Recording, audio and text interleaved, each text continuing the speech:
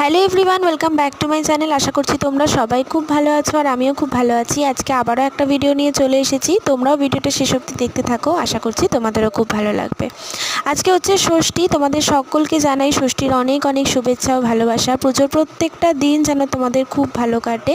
তো আজকে হচ্ছে রবিবার আর এখন ঘড়িতে বাজে সকাল ওই 8টা মতন। তাড়াতাড়ি করেই ঘুম থেকে উঠে গেছি। আসলে বাড়ির পাশে মাইক চলছে, মাইকে গান হচ্ছে, পুজোর মন্ত্রের আওয়াজ আসছে।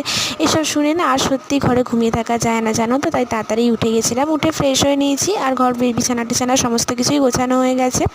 আর তারপরে রেগুলারের পরা জামা কাপড়গুলো কালকে কাচা হয়েছিল, তো সেগুলোই তুলে ভাঁজ করে একেবারে আলমারিতে ভরে রাখলাম, কারণ আপাতত এখন তো এই মুহূর্তে আর কোথাও বেরোনার নেই সেরকম। তো তারপরে ঘরে যেটুকুনি টুকটাক কাজ থাকে সেগুলোই করে নিচ্ছিলাম। আচ্ছা, তোমরা দুর্গাপুজোয় কে কে কোথায় কোথায় ঠাকুর দেখলে গো, আমাকে একটুখানি কমেন্ট করে কিন্তু তোমরা জানিও। আর তারপরে আজকে এই টেবিলের ঢাকাটাও চেঞ্জ করে দেবো। আসলে ঘরের সমস্ত জিনিসপত্রগুলো যে বিছানার চাদর, টেবিলের ঢাকা সব কিছুই চেঞ্জ করব ভেবেছিলাম, একটু ফ্রি টাইমেই করব। তবে চাদরটা এক্ষুনি করিনি, পরেই করব, জানো তো। এখন তাড়াহুড়োর মধ্যেই না আর এত কিছু হয়ে উঠবে না। তো এদিকে দেখো এটা পাল্টে দিয়েছি, তারপর স্নান টান সেরে পুজো দিয়ে নিয়েছি, তারপর ব্রেকফাস্ট করব। ব্রেকফাস্টে খেয়েছিলাম লুচি তরকারি, তার সাথে নিয়েছিলাম একটা কলা।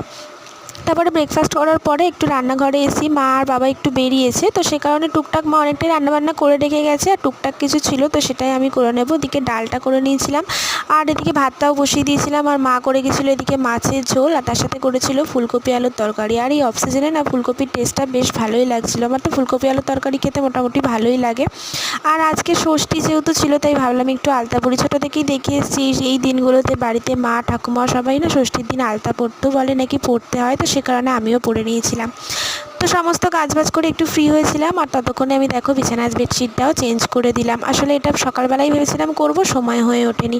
আচ্ছা, এই বেডশিটটা দেখতে কেমন লাগছে তোমরা কিন্তু অবশ্যই কমেন্ট করে জানিও। একদমই নতুন, এটা পেতে দিয়েছি। আর তারপরে ও গাড়ি ধুয়ে নিয়ে